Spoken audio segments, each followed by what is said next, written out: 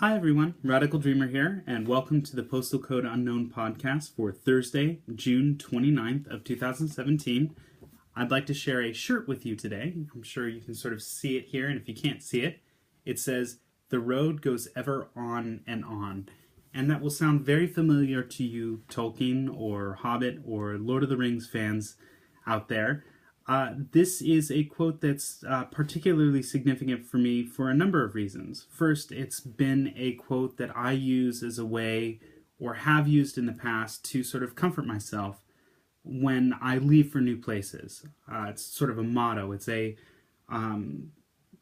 maybe sort of like a sort of get up and go type encouragement for myself for as long as I can remember. I started reading the Hobbit and Lord of the Rings books when I was, in grade school. And they've been significant for me for a long time, mostly because of the impact that they had on my life. And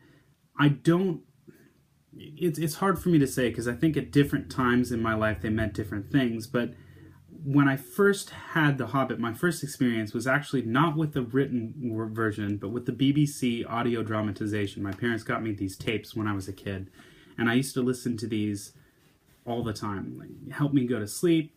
I really enjoyed the way that they sort of told this story of someone that was going out on an adventure, and I think that really has changed my perspective on life in general in pretty foundational and fundamental ways.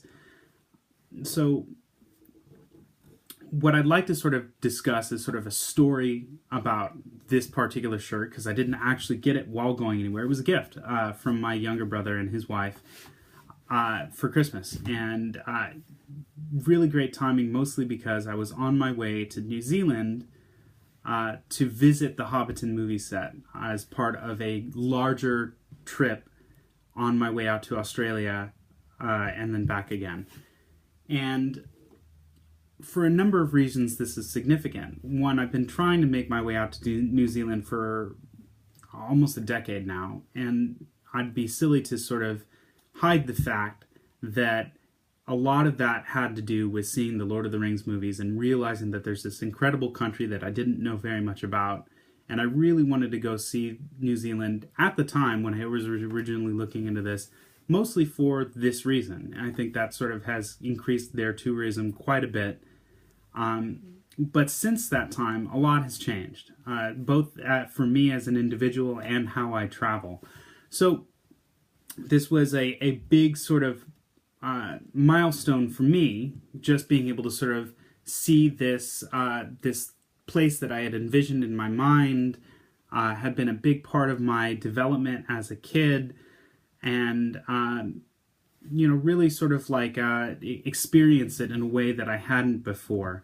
So I went out to New Zealand back in February of this year, and one of my first stops outside of Auckland was a tour that went from Hobbiton to the Waitomo glowworm caverns, and then back to Auckland again. And the glowworm caverns were spectacular because it was my first experience with that, but I later learned that there are lots of glowworm places that you can go. There's a particularly nice one in Franz Josef that's not a cavern, but it's just sort of a short walk just outside of the town of Franz Josef, near the Franz Josef Glacier in the South Island, that you can just walk at night, and there you can see tons of them, and it's wonderful. So the Hobbiton itself, sort of backtracking back a little bit, I think I got myself a bit sidetracked there. Hobbiton was an incredible experience for a number of reasons. One, they've really recreated this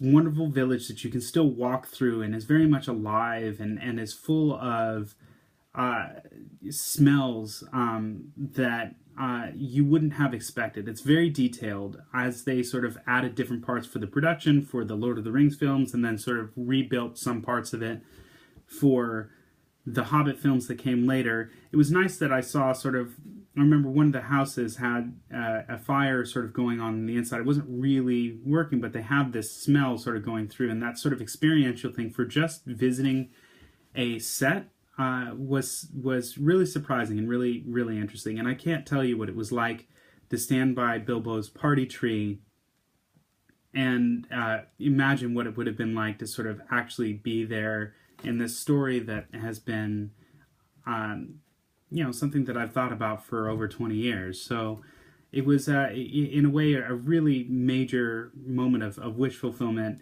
culminating in they have the Green Dragon Tavern near the sort of end area on the other side of a lake, where you can have food and drinks and stuff like that. And it was absolutely amazing and totally worth the visit if you're in New Zealand or thinking about doing any type of travel of that type.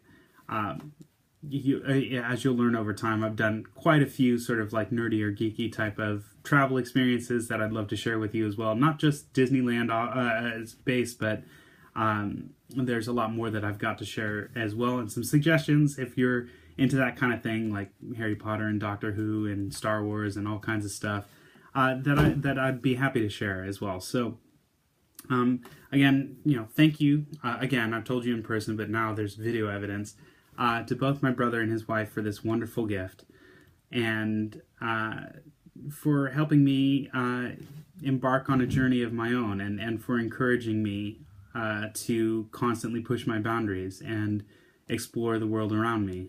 So I would like to pass that message on to you. If you're curious about something, if you love something, find a way to learn more about it, to explore it. It doesn't just have to be a road, a physical road, a metaphorical road. It's a path. It's a journey that you travel in life that has the ability to turn and change and become different things. So I've actually got the quote from The Lord of the Rings. It's different in The Hobbit and The Lord of the Rings. So from The Fellowship of the Ring, the actual full quote is that the road goes ever on and on, down from the door where it began. Now far ahead the road has gone, and I must follow if I can, pursuing it with eager feet until it joins some larger way, where many paths and errands meet, and whither then I cannot say. And I love this quote, mostly because it just has a great message as far as following the path that life gives you, and a very condensed idea of walking outside of your door and meeting life as it faces you, as it comes to you. Things change, things move all the time in terms of, like actions and consequences and experiences in your life. And in a big way, I really appreciate that this small, condensed, microcosmic statement has so much to say about a lot of the experience that I've had walking out of my own door. So hope you enjoyed today's episode. Tomorrow I've actually got another road that I've done in the past that I'd love to talk to you more about, and I'll start doing so tomorrow. Have a wonderful day.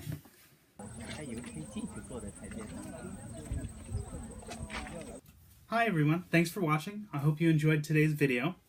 If you'd like to see more of what I've been doing outside of these videos, you can see more at theradicaldreamer.com, where I've got articles and photographs with travel advice and stories that aren't just in a video format. You can follow me on Twitter at @OneRadicalDreamer, or on Instagram at @aRadicalDreamer if that's something that you're more interested in. If you're interested in supporting me, I do have a Patreon page up as well, which you can find at patreon.com/TheRadicalDreamer. And that's a way for as little as $1 a month you can help support me get better equipment and do more videos of this type and make a whole bunch more cool stuff to share with you in the future.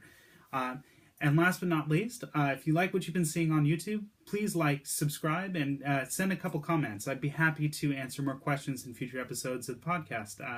Hope you have a wonderful day. Thank you. Take care.